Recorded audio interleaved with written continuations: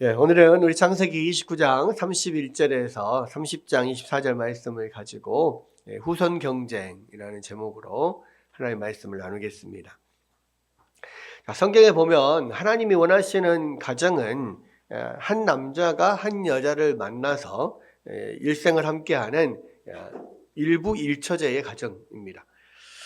그런데 이 하나님의 이런 법칙에도 불구하고 야곱은 여러 아내를 거느리게 되죠.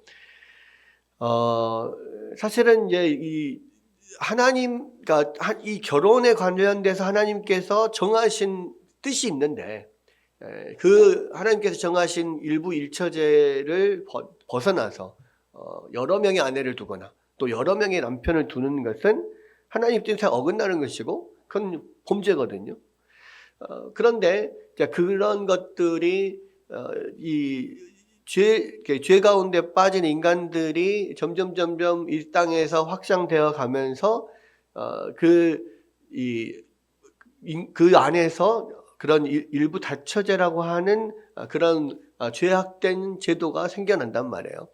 근데 문제는 지금 이 아브라함이나 또 이삭이나 야곱이나 이 족장들이 살 그러한 시기에도 그런 일부 다처의 그런 풍습들이 그 시대에 굉장히 많이 팽배해 있었어요. 그렇기 때문에 이 아브라함도 마찬가지고 이 하나님께서 약속하신 그러한 아들을 낳지 못할 때 또 자기의 어떤 종을 이 남편에게 또 이 아내로 주어서 거기서 낳은 아들을 자기가 또 자기 아들로 삼고 뭐 이런 식으로 하는 일들이 많다 보니까 이런 일부 다처의 그러한 이 제도를 받아들이게 되는 그런 면들이 있는데 분명히 그거는 하나님 앞에서 하나님 보시기에 잘못된 것이라는 거죠. 근데 그럼에도 불구하고 아들을 얻기 위해서 자녀를 낳기 위해서 그런 일들을 많이 했었는데 야곱도 사실 자기가 원해서 그렇게 된 건 아니에요. 이렇게 인생의 풍랑 가운데서 어쩌다 보니까 그렇게 된 면이 있거든요. 그러니까 사실은 참 야곱의 인생을 보면은 정말로 자기가 원하는 무언가를 얻으려고 엄청나게 노력을 하지만 엄청나게 노력을 하는 그런 가운데 그 결과를 보면 자기가 원하는 대로 별로 잘 되지 않는 참 이상한 비참한 일들이 일어납니다. 그러니까 지금 야곱도 왜 많은 그 아내를 갖게 됐냐면 처음에 야곱이 딱 한눈에 반해서 이 여자를 결혼해야겠다 생각했던 사람이 누구예요?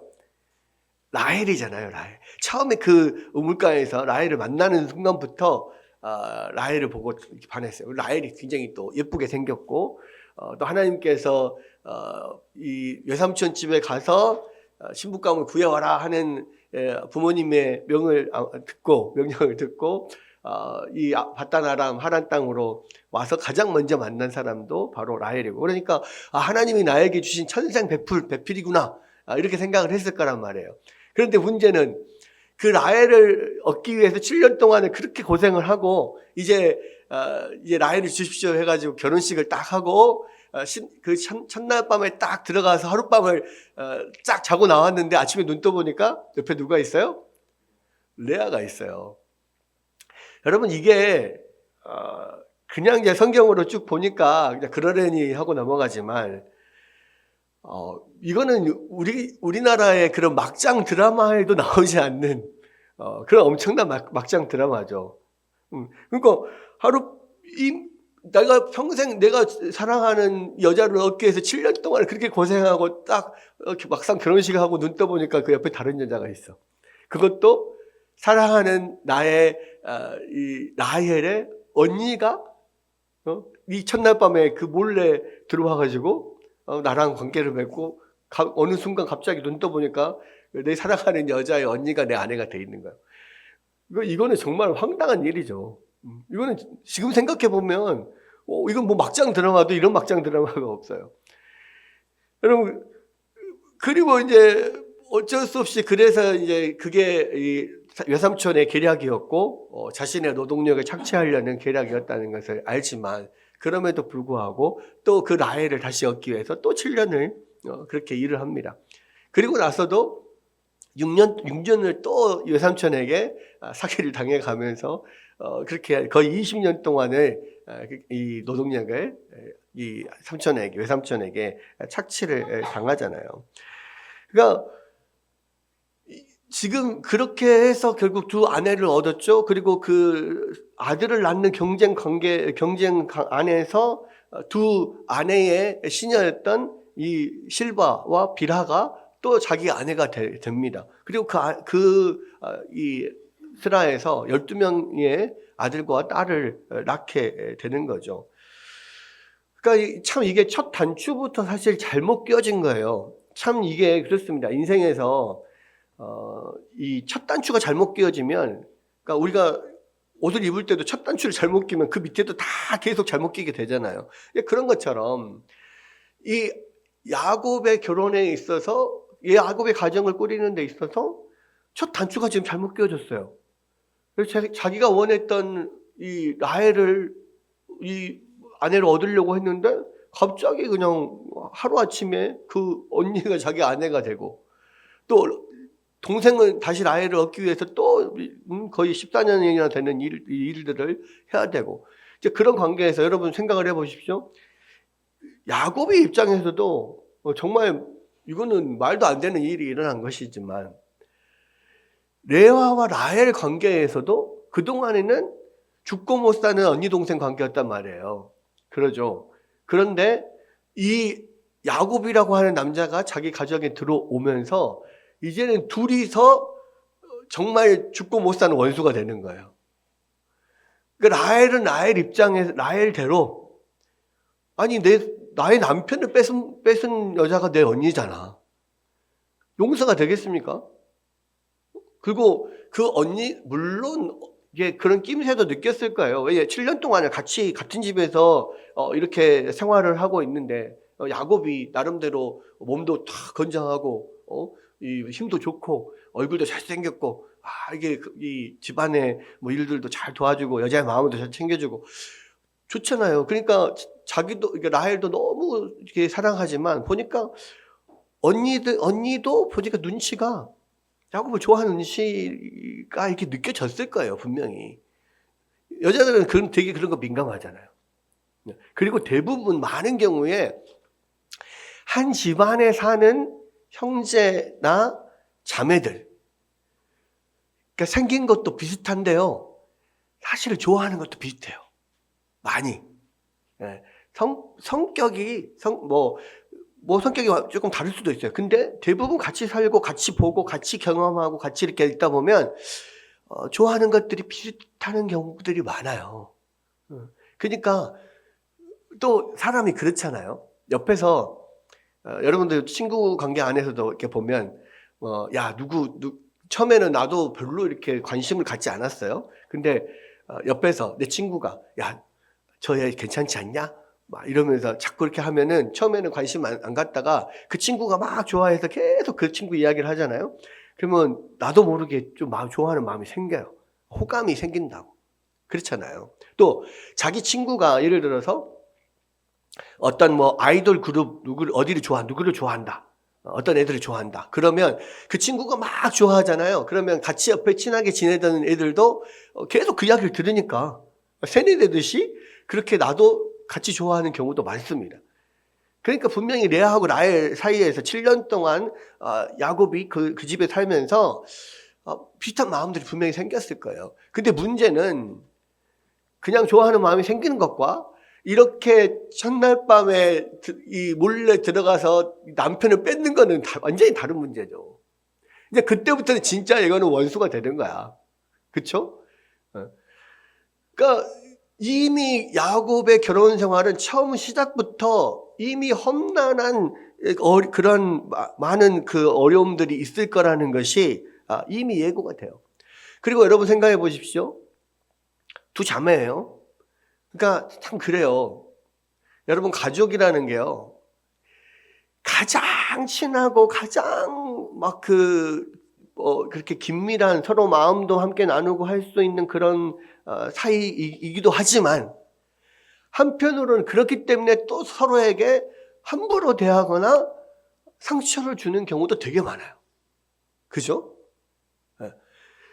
그러니까 여러분, 이 레아와 라헬이 자매였다가 한 남자의 부인들이 되면서 또 그것도 그냥 된 게 아니라 그냥 속임수로 빼앗기고 막 이런 관계가 되면서 엄청나게 많은 큰 갈등이 마음에 서로 좋아하고 사랑하고 지금까지 함께 했던 것만큼 이상의 배신감과 또 그런 막 악감정들이 생긴단 말이에요.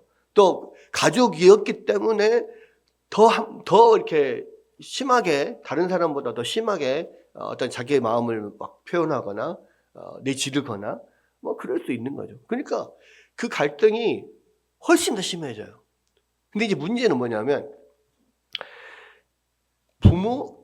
그러니까 어머니 간에 서로 관계가 안 좋잖아요. 그러면 그 어머니 밑에 낳은 자식들은 관계가 좋을까요? 안 좋아요. 부모가 관계가 안 좋으면은 그 안에 있는 자식들이 자식들도 관계가 안 좋게 됩니다. 그러니까 지금 야곱의 입장에서는요, 그 가정이 엄청나게 많은 갈등이 있는 거예요. 아내는 아내대로 서로 갈등하죠. 자녀들은 자녀들대로 갈등하죠. 나중에 어떻게 됩니까? 결국에는 그 라헬의 가장 예뻐하는 아들 요셉을 다른 형제들이 시기해가지고 그 요셉을 노예로 팔아버리잖아요. 엄청난 폐륜적인 일들이 일어납니다. 그러니까 야곱은요, 처음 결혼 생활 시작하면서부터 바람 잘 날이 없는 거예요. 여러분, 그런 관계, 그런 속에서 지금 이 레아와 라헬의 두 자매가 자녀를 낳는 그런 아들 낳기 경쟁에 돌입을 하게 돼요.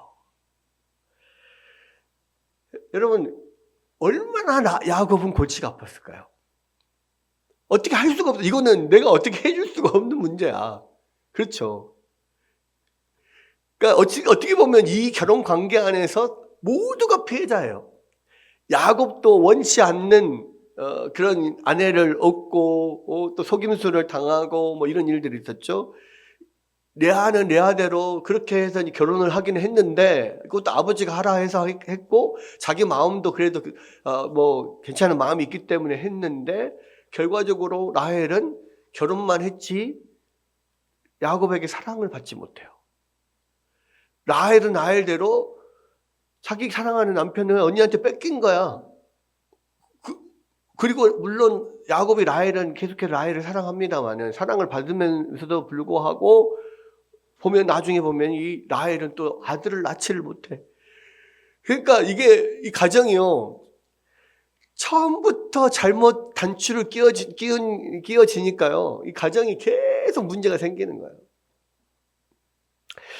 여러분, 제가 요즘에 그 결혼식을 이렇게 좀 가다 보니까요, 요즘 결혼식은 주례가 별로 없어요. 네. 그러니까 물론 믿지 않는 사람들이, 주로 젊은 사람들이 이제 우리끼리 자유롭게 결혼하겠다라는 어떤 그런 모토를 가지고 주례 없는 결혼식을 많이 합니다. 근데 보니까요, 분명히 신앙을 갖고 있는 집인데도 보니까 주례 없이 하는 데가 있더라고. 되게 저는 깜짝 놀랐고. 근데 이제 문제는 뭐냐면요, 계속해서 제가 이제 창세기를 하면서 말씀을 드렸듯이 결혼 제도는요, 인간이 만든 제도가 아니에요. 하나님이 만든 제도란 말이에요. 하나님이. 그러니까 여러분, 하나님이 만드신 법칙을 어기면 반드시 해를 당하게 됩니다. 아시죠? 그러니까 우리가 잘 알듯이 하나님께서 이 세상에 만드신 자연 법칙이 있어요. 자연 법칙을 어기면 어떻게 돼요? 예를 들어서 중력의 법칙을 어기고 나는 중력의 법칙에 나는 따르지 않을 거야. 그러면서 여러분 여기 2층에서 그냥 난 2층에서 밖으로 걸어 나갈 거야. 걸어 나가면 어떻게 됩니까? 떨어져서 다쳐요. 여러분, 하나님의 법칙을 거스르면요, 반드시 그 대가를 받게 되어 있습니다. 그렇죠? 여러분, 근데 하나님께서 세우신 여러 가지 법칙들이 있는데 그 중에 하나가 뭐냐면 결혼이라고 하는 제도를 하나님께서 만드셨단 말이에요. 결혼을 하나님께서 만드셨고 한 남자와 한 여자가 만나서 결혼하게 하셨고 생육하고 번성하고 땅에 충만하라고 하는 복을 주셨어요. 그러니까 가정을 만드신 하나님의 뜻과 목적이 있단 말이에요.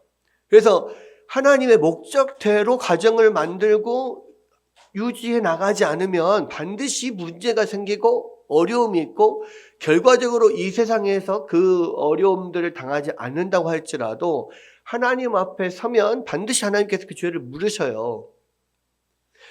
그래서 여러분, 믿지 않는 사람과 결혼을 하는 것은 하나님께서 만드신 결혼 제도 자체를 부인하는 거예요. 부정하는 거예요. 왜? 하나님께서 한 남자와 한 여자를 만나게 하셔서 결혼을 하게 하시는 것은 하나님의 형상을 닮은 자녀를 낳고 그렇게 하나님의 사람으로 키워내고 하나님께서 그 가정에게 주신 사명을 이루도록 하기 위해서 가정을 이루게 하신 거거든요.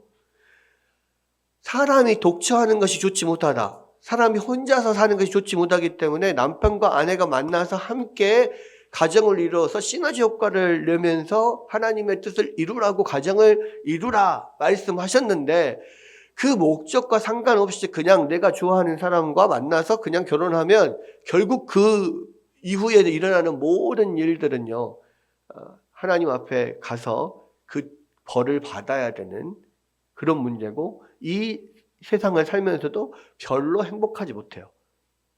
결과적으로는. 여러분, 근데 이 결혼식이라고 하는 것은 그렇게 하나님께서 만드신 결혼 제도를 형상화한 거거든요. 그래서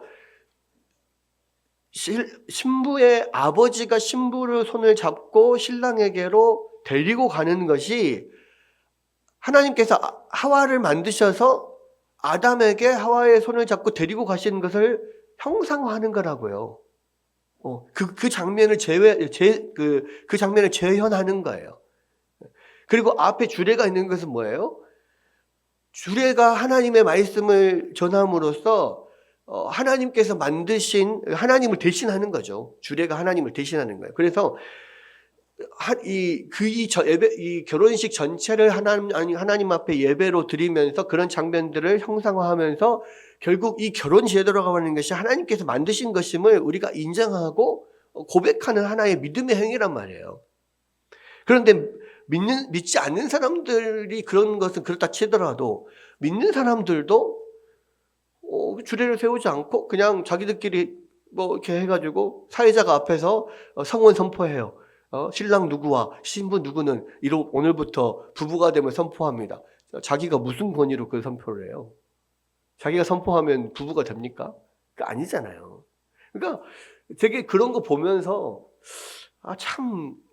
이 가정에 대한 하나님께서 세우신 규례 이것들을 믿는 사람들도 너무 모르고 있구나 참 이런 생각을 많이 하게 됩니다. 근데 그렇게 처음부터 뭔가 잘못된 단추를 끼워서 시작을 하면요 결혼 생활이 계속해서 어그러져요.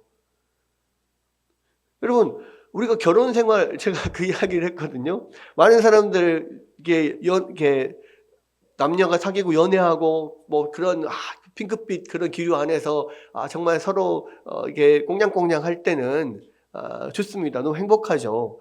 그리고 그 사람들은 그렇게 해서 딱 마지막 결혼 딱 하면 결혼이 이제 모든 것의 완성 이렇게 생각을 하면서 사랑의 완성이다 결혼이 이렇게 생각을 하면서 이제는 앞으로 행복하게 잘 살았더래요 하고 끝날 것처럼 생각을 합니다. 그런데 결혼은 새로운 시작이잖아요. 그때부터 사실은 행복하기도 하지만 고생도 시작이거든요. 행복과 고생이 동시에 시작이 됩니다. 여러분, 그러니까 그거를 처음부터 우리가 첫 단추를 잘 껴야 돼요. 그래야만 첫 단추를 잘 끼우고 하나님의 뜻대로 결혼을 하고 또 결혼 생활을 계속 하나님의 뜻 안에서 해나가고 이렇게 해야만 하나님께서 정하신 뜻 안에서 행복하게 살 수 있는 거예요. 근데 첫 단추부터 잘못 끼면 그거는 참 쉽지 않거든요. 결국은 자기 편의대로 그냥 주례 없이 자유롭게 결혼식을 하고 싶다. 어떤 그런 분위기를 즐기고 싶다. 그게 결국 뭐냐면은 자기가 하고 싶은 대로 하나님의 규례를 바꾸는 거거든. 내가 원하고 내가 사랑하고 그러니까 살아가고 싶은 대로 살겠다는 거예요. 그럼 결과적으로 결혼 생활할 때도 하나님이 정하신 뜻을 이루면서 사는 게 아니라 내 마음대로 내가 하고 싶은 대로 살다 보면 서로 자기가 하고 싶은 것이 충돌하면은 결국엔 찢어지는 거고 헤어지고 이렇게 결혼 생활이 어렵게 되고 이렇게 되는 거예요. 여러분 이게 사실은 그래서 제가 너무 안타까운 면들이 있어서 다시 한번 제가 이 자리에 그래서 말씀을 드렸는데요. 야곱도 처음 시작이 그렇게 잘못된 단추를 끼우기 시작하니까 결과적으로 계속해서 연달아서 가정생활이 너무너무 힘들어지는 거죠. 여기서도 보면은요, 이제 레아와 라헬이 경쟁을 하기 시작합니다. 그 안에서. 아들 낳기 경쟁을 하는데, 여기 보면 이 서로가 야곱도 레아도 라헬도 이 결혼 생활이 행복하지 못해요. 다 불만이 있고 힘든 점들이 있단 말이에요. 그런데 이제 여기서 보면 레아와 라헬의 가장 큰 고충들을 봐요. 레아의 가장 큰 고충은 뭐예요? 레아를 먼저 보면 레아의 가장 큰 고충은 뭐예요? 남편으로부터 사랑을 못 받는 거예요. 분명히 결혼은 내가 먼저 했어. 그게 뭐 속여서 속임수로 했든 어쨌든 간에 어쨌든 내가 먼저 결혼을 했단 말이에요. 동생은 그 다음에 7일 후에 야곱의 아내가 됐죠. 그런데도 불구하고 야곱이 사랑을 주지 않아요. 그러니까 야곱 입장에서는 그래요. 그러니까 레아가 라헬보다 더 안 예쁘고 뭐 그럴 수 있어요. 라헬이 더 사랑스럽고 처음부터 그랬으니까. 그런데 그래도 그냥 어쨌든 어떻게 됐든 내 아내가 됐으니까 아내로서 사랑하는 면들도 있어야 될 거 아니에요. 사랑해주고. 근데 야곱은 그렇게 못했단 말이에요. 왜? 처음부터 내가 속여서 결혼을 당한 거니까. 그게 계속해서 남아있고, 그래서 사랑이 가질 않아요. 그리고 그래서 더 라헬만 사랑해. 그러니까 레아는 결혼을 했는데, 그다음부터는 계속해서 너무너무 힘든 거야. 외롭고. 그런데 그러한 레아에게 하나님께서 아들을 주셔요. 그러니까 보면은, 성경에 보면은요, 하나님은 정말 자비와 긍휼이 많으시는 분이에요. 그래서 참 어렵고 힘든 자들에게 하나님께서 특별히 더 긍휼을 베푸는 면들이 있어요. 그렇죠? 그러니까 성경에서도 보면 하나님께서 고아와 과부에 대한 나그네에 대한 긍휼을 잊지 말라라고 성경에 법으로 정해놨어요. 그러니까 왜 그렇습니까? 그때 당시에 고아와 과부가 제일 불쌍한 사람들이거든요. 나그네가 굉장히 불쌍한 사람들이거든요. 그러니까 그 사람들을 긍휼히 여기라라고 하나님께서 계속 말씀하시거든요. 성경을 보면은요, 그렇게 하나님은 어렵고 힘들고 괴로움을 당한 사람들을 더 불쌍히 여기시는 면이 있단 말이에요. 근데 여기 레아도 마찬가지. 레아가 야곱의 사랑을 받지 못한 것을 보고 하나님께서 그에게 태를 여셨다. 임신을 하게 하셔서 아들을 낳게 합니다. 그러면서 이제 이 레아가 낳은 아들들의 소개가 나오는데요. 처음 보면은 레아가 임신하여 아들을 낳고 그 이름을 루벤이라고 그랬죠. 루벤, 벤이 뭡니까? 벤이 아들이라는 뜻이고 루라 이거는 본다라는 뜻이에요. 그러니까 봐라 아들이다. 아들 낳기 너무 기쁜 거예요. 남편의 사랑을 못 받아가지고 너무너무 힘들었는데 자기가 아들을 낳으니까 엄청 기쁜 거야. 근데 여러분 그걸 생각하셔야 돼요. 단순히 그냥 하나님께서 아들을 낳게 하셔서 기쁜 것도 있지만 여러분 아들은 이때 당시에 여자들에게 자신의 미래예요. 미래. 아니 우리도 물론 우리 아이들에게 자녀들에게 야 네가 우리 가족의 미래다 뭐 이렇게 이야기하잖아요. 그렇죠? 근데 그런 정도가 아니라 진짜 여자의 미래는 아들이에요. 왜? 과부와 고아가 제일 불쌍한 사람이라 했잖아요. 과부는 아버지가 없는 사람이고, 과부는 남편이 없는 사람이고, 고아는 아버지가 없는 사람이에요. 여자는요, 결혼 생활을 할 때는 온전히 남편에게만 의존해 있어요. 그러니까 모든 재산이 다 남편 거고, 남편이 있어야만 남편에게 의지해서 생계를 유지할 수가 있습니다. 남편이 죽으면 어떻게 돼요? 아들이 모든 재산을 다 갖고 있고 아들에게 기대어서만 생계가 유지가 되는 게 여자예요. 그래서 젊었을 때는 남편에게 의지하고 늙어서는 아들에게 의지할 수밖에 없는 당시의 여자들, 중동의 여자들인데 아들이 없으면요 제일 불쌍한 사람이 되는 거예요. 그렇죠? 남편이 없는 사람, 아들이 없는 사람이 제일 불쌍한 사람인데 이제 남편은 레아에게 있어서는 남편은 있는데 없어. 있었는데요 없었습니다. 이게 지금 이런 상황이에요. 레아는 제일 불쌍한 사람이 되는 거예요. 지금 불쌍한 가운데 있어요. 근데 거기에서 하나님이 아들을 딱 주셨어요. 그럼 뭐예요? 첫 번째, 그러니까 그 집안에서 첫 번째 낳은 장남이 딱 태어난 거잖아요. 후계자가 태어난 거란 말이에요. 그러니까 그 아들이 태어남으로써 레아는 미래가 보장이 되는 거예요. 지금은 좀 힘들고 어렵지만 나중에 미래는 확실하게 된 거죠. 그러니까 엄청나게 기뻤을 겁니다. 그러면서 뭐라고 그래요? 여호와께서 나의 괴로움을 돌보셨으니 이제는 내 남편이 나를 사랑하리로다. 내가 이렇게 후계자를 낳았으니, 내가 장남을 낳았으니 하나님이 내가 이렇게 힘든 것을 하나님께서 보시고 나에게 은혜를 베푸셨다. 그리고 이 아들 때문에 그동안에는 나를 그냥 소 닭 쳐다보듯이 쳐다봤던 남편인데 그래도 내가 이 장남을 낳았으니까 남편이 나를 더 사랑해 줄 것이다. 이 마음이 생겼어요. 그리고 레아는 그렇게 이 야곱에 대한 사랑을 계속해서 갈구하는 면이 나오거든요. 그 아들의 이름들을 보면 계속해서 레아는 야곱의 사랑을 계속 갈구하고 있구나 이거를 봐요. 그러면서 동시에 레아는 하나님이 자기를 돌보신다는 것을 계속 고백을 하고 있어요. 자, 처음에도 하나님 나를 돌보셨으니 이제는 남편이 나를 사랑할 거다 이렇게 했습니다. 그다음 두 번째 또 임신을 했어요. 임신을 하여 아들을 낳고 이르되 여호와께서 내가 사랑받지 못함을 들으셨으므로 내게 이 아들도 주셨도다 하고 그 이름을 시므온이라 하였다. 시므온은 무슨 뜻이냐면 듣는다는 뜻이에요. 들었다. 무슨 이야기예요? 하나님이 나의 괴로움을 들으셨다. 이렇게 이야기를 합니다. 그래서 이런 이 하나님이 내가 사랑받지 못하는 것을 들으시고 나한테 은혜를 주셨다라고 이렇게 이야기를 하고요. 그다음에 이제 세 번째 또 아들을 낳아요. 아들을 낳았는데 이름을 레이라고 합니다.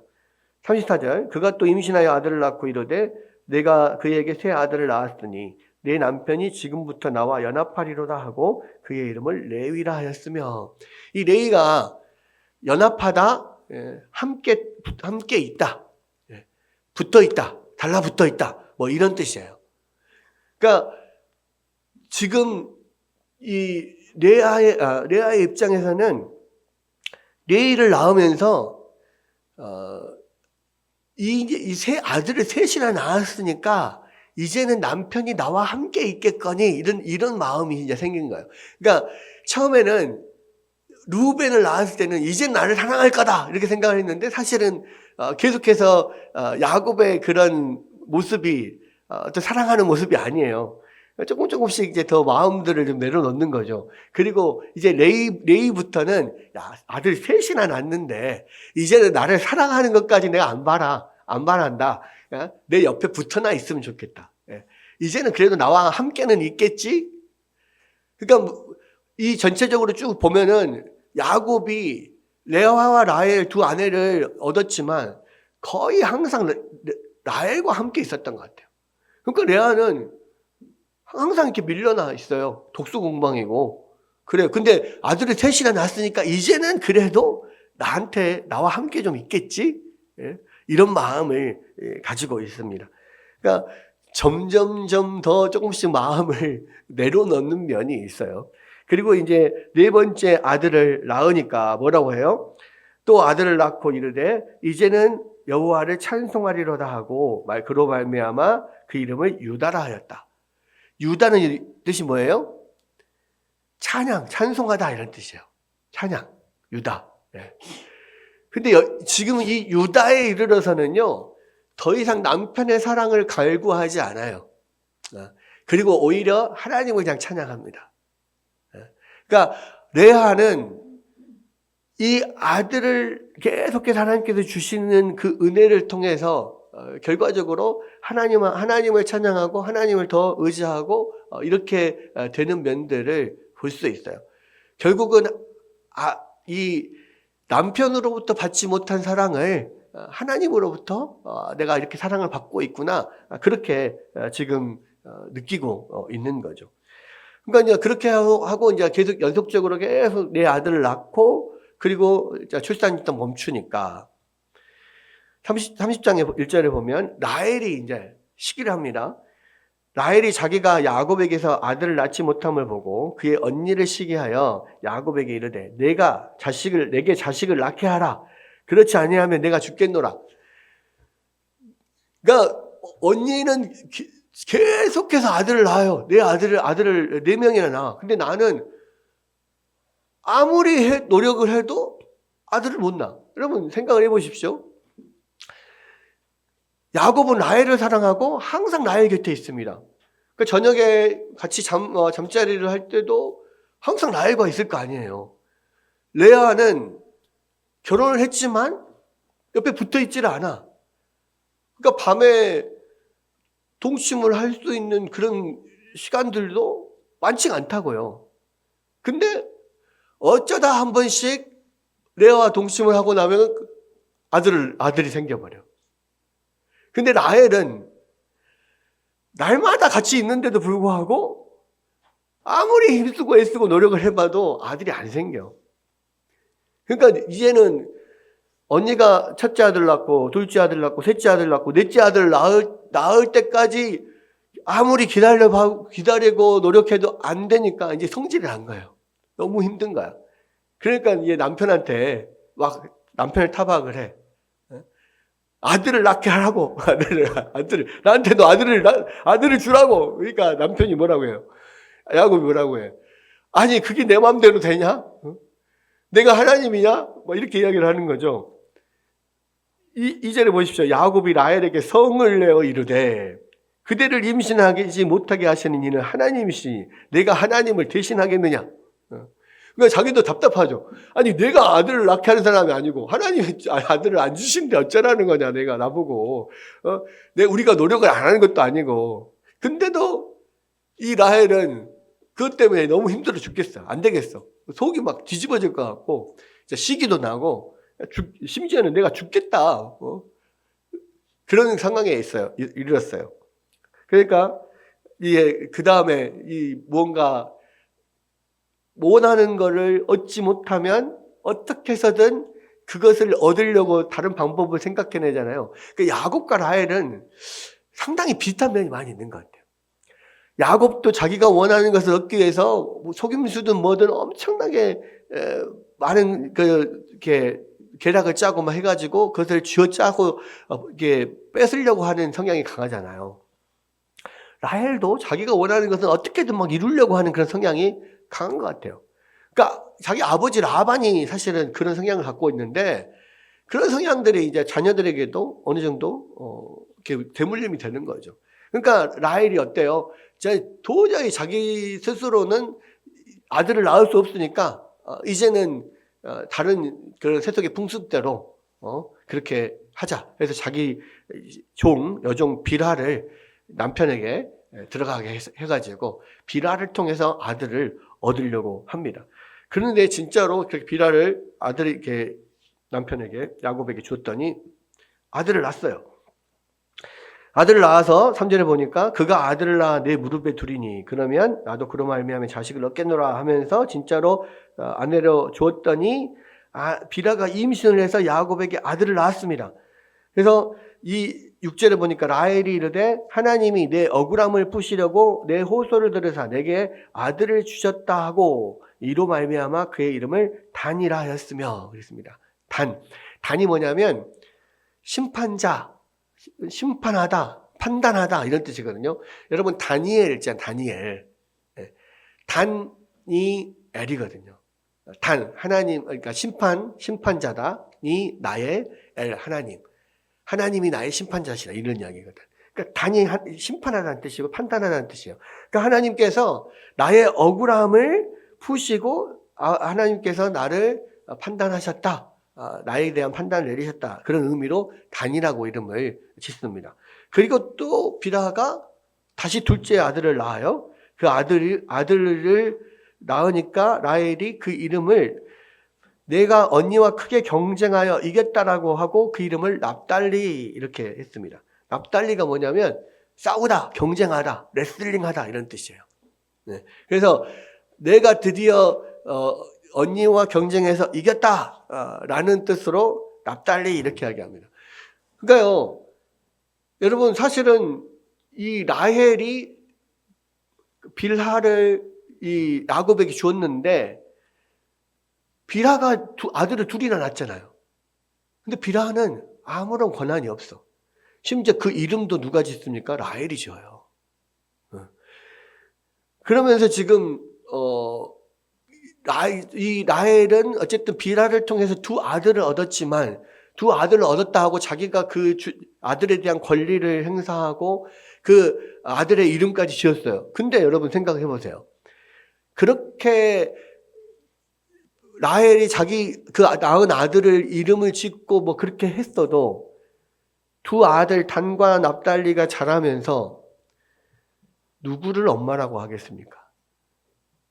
빌하를 엄마라고 하죠. 그러니까 이 라헬은 자기 친엄마는 아니야. 자라면서 빌하가 라헬이 종이었다고 해도 그 낳은 자녀들마저 자기 마음대로 할 수 있는 게 아니에요. 그렇잖아요. 어쨌든 자기를 낳아준 엄마가 있는데 그 엄마 외에 다른 엄마가 자기 엄마다 이렇게 할 수는 없는 거잖아요. 아이들 마음이 그렇게 뭐 어른들이 생각하는 대로 판단이 되고 그렇게 마음이 쉽게 갑니까? 그게 아니잖아요. 자기 엄마는 자기 엄마인 거야. 그러니까 라헬은 사실은 빌하를 통해서 단과 납달리를 낳아서 내 아들이다 막 이렇게 했지만 애들이 자라면 자랄수록 점점 내 아들이 아닌 거야.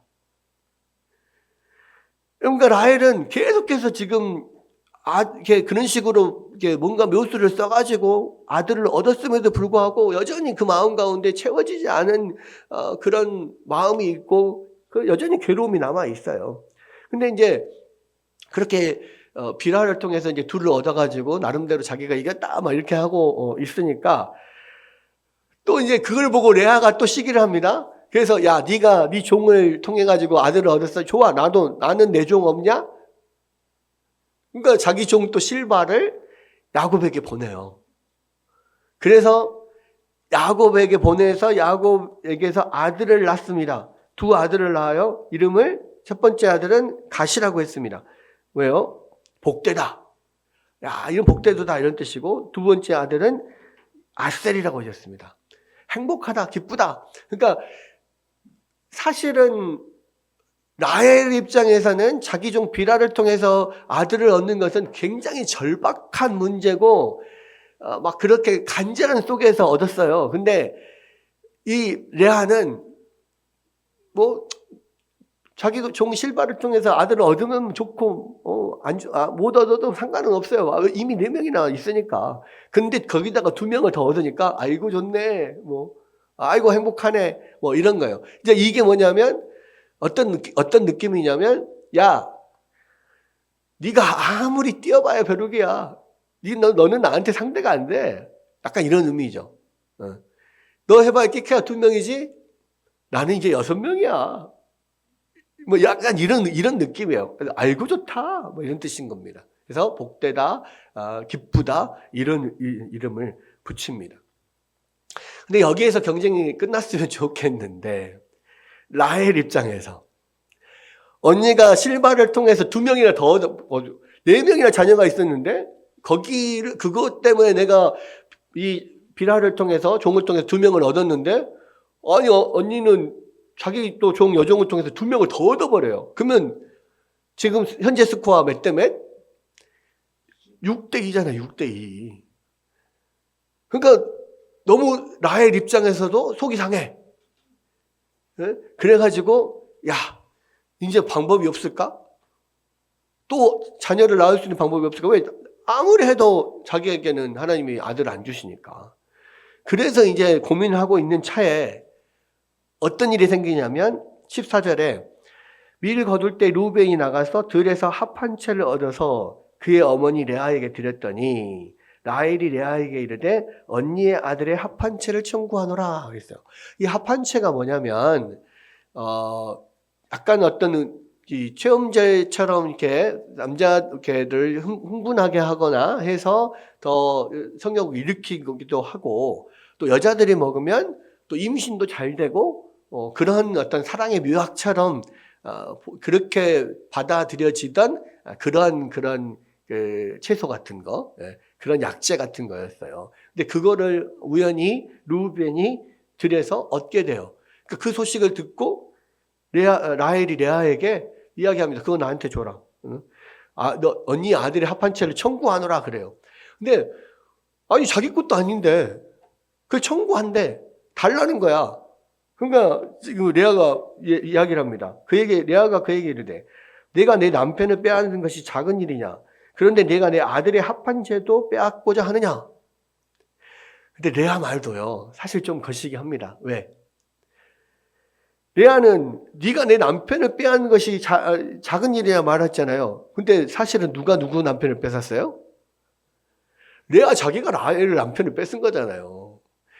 그 이후로 지금은 남편 야곱과 결혼을 했지만 지금까지 남편 없이 사는 것과 비슷한 그런 삶을 살고 있어서 남편을 빼앗겼다라고 생각을 하지만 애초에 처음부터 라헬의 남편을 빼앗은 게 레아거든. 그러니까 이게 이렇게 말하면서도 이 말하는 걸 듣는 게 우리는 웃기는 거야. 그죠? 근데 어쨌든 네가 내 남편을 빼앗은 것이 작아서 내 아들의 합 한 채도 네가 빼앗아 가려고 하냐? 그렇게 이야기를 하니까 라헬이 뭐라고 합니까? 그러면 오늘 대신에 언니 아들의 합 한 채 대신에 오늘 밤 내 남편이 언니와 동침하리라 이렇게 이야기해요.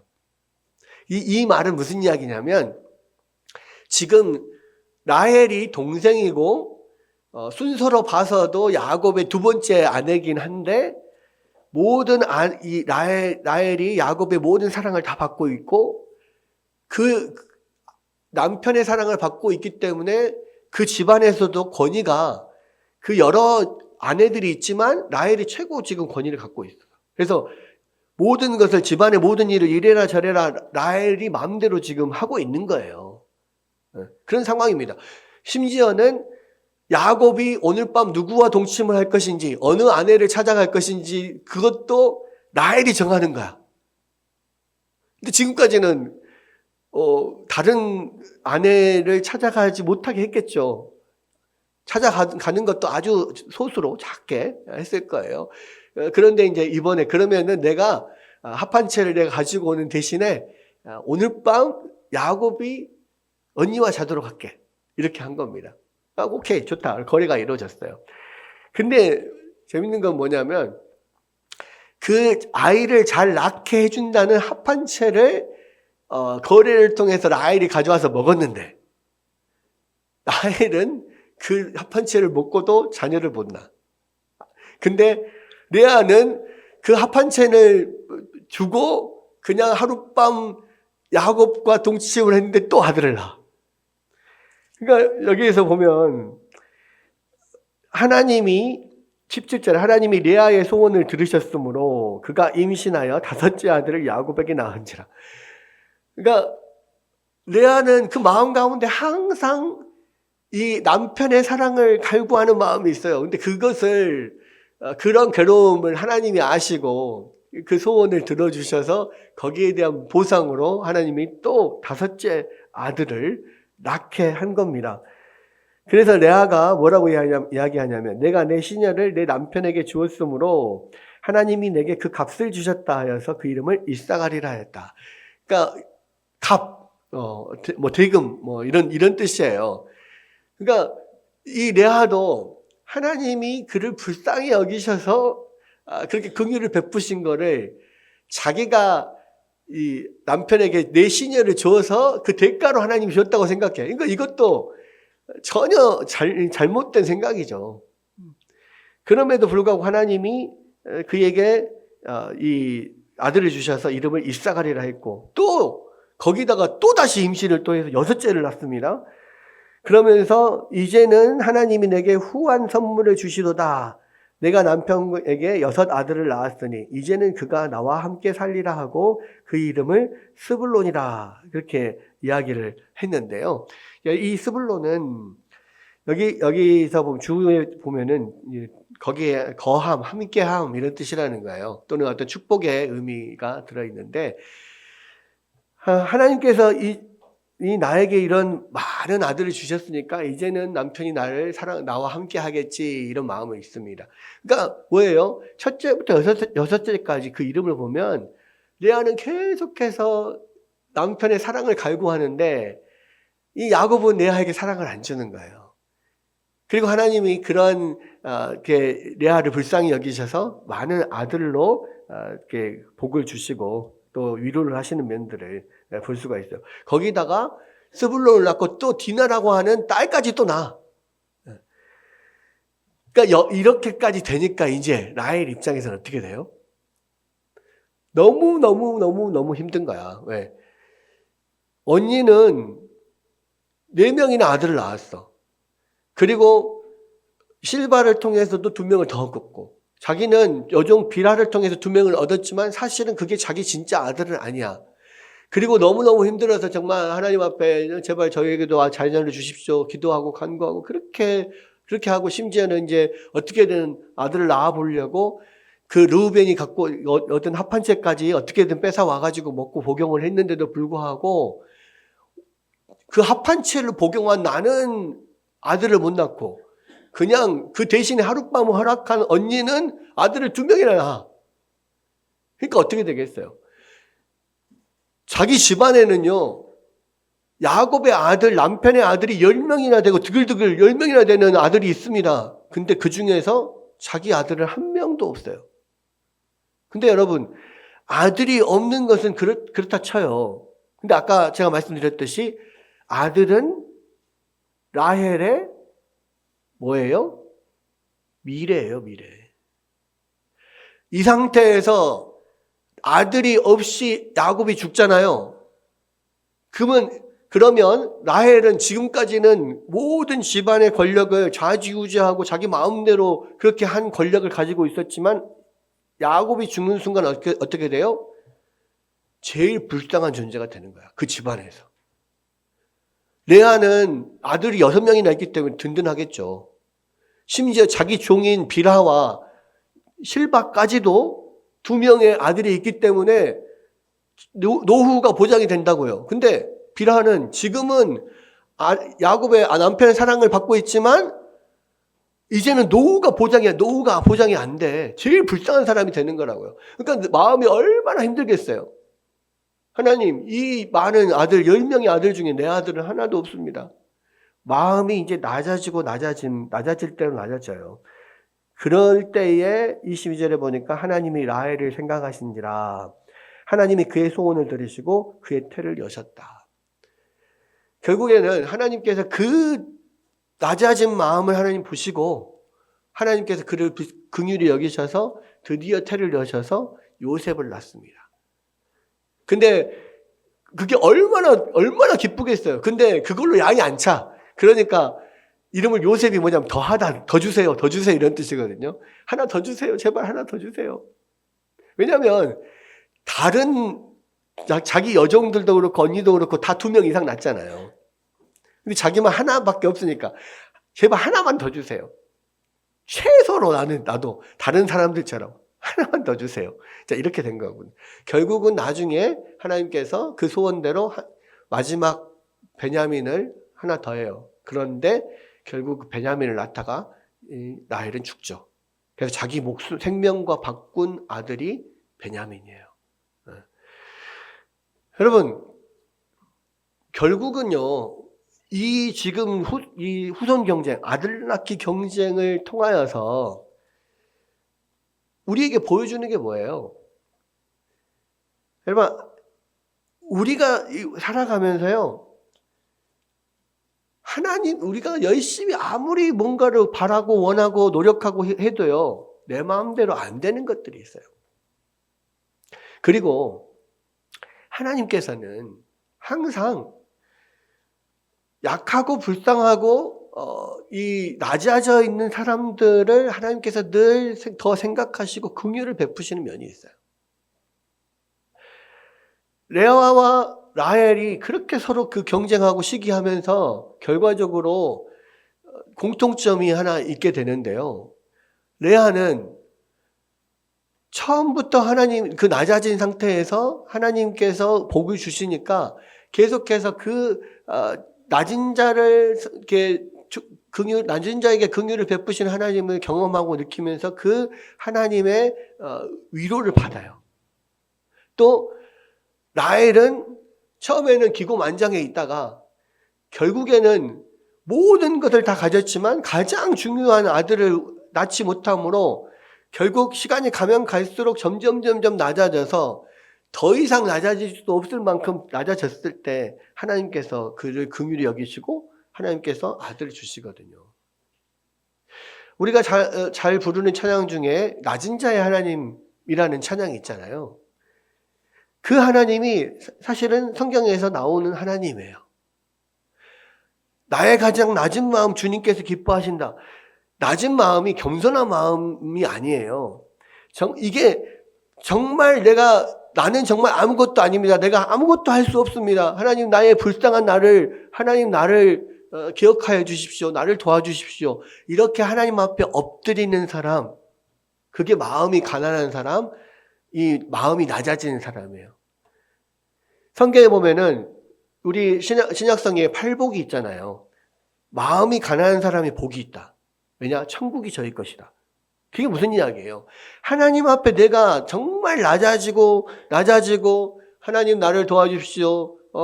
그렇게 하나님 앞에 엎드릴 때 하나님께서 복을 주시는 거예요. 그런 자에게 천국을 주시는 거예요.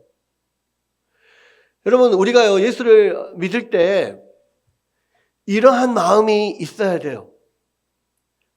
하나님, 그러니까 내가 할 수 있는 것은 하나님 아무것도 없습니다. 하나님 나를 이 비참함 가운데서 나를 건져주실 분은 하나님밖에 없습니다. 이 죄와 사망의 몸에서 나를 건져내실 분은 예수님밖에 없습니다. 이렇게 주님 앞에 고백하고 엎드리고 주님의 은혜를 갈구할 때에 비로소 하나님께서 우리 가운데 오셔서 우리를 도우시고 우리를 구원하시고 우리 가운데 복 주시는 거예요. 하나님이 가장 싫어하는 죄가 교만이라고 그랬잖아요. 교만을 왜 싫어하냐면요. 하나님은 낮은 자의 하나님이기 때문에 그래요. 하나님 앞에 겸비한 자들에게 하나님께서 복 주시는 분이기 때문에 그래요. 여러분, 그래서요, 이제 성탄절이 다가오는데 예수님께서 이 땅에 오셨을 때도 그 예수님의 탄생에 대한 소식을 들은 사람들이 누구예요? 다 낮은 사람들이라고요.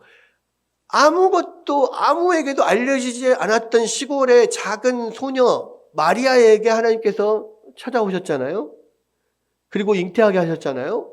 또 그 들판에 양을 치는 목동들, 그 당시에 가장 천하게 여겨졌던 그런 낮은 사람들에게 하나님께서 천사들을 보내서 예수님의 나신 소식을 전했잖아요.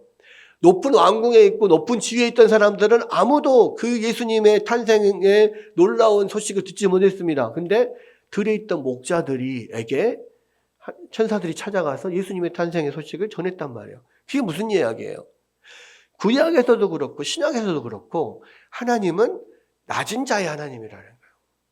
여러분, 하나님께서 여러분을 돕기를 원하시고 하나님께서 여러분과 함께 하기를 원하시면요, 여러분 하나님 앞에 정말로 낮아져야 돼요. 내가 모든 것을 다 할 수 있고 하나님은 조금만 나를 도와주시면 돼요. 이게 아니에요. 하나님, 나는 아무것도 할 수 없습니다. 하나님 나를 도와주십시오. 하나님 앞에 겸비한 마음으로 엎드리고 하나님을 붙들고 그리고 나에게 또 주어진 일에 최선을 다하면서 나아갈 때 하나님께서 우리 가운데 은혜를 부어주시고 우리를 이끌어 주셔요. 그것을 오늘 이 후손 경쟁을 통해서 이야기하는 거예요.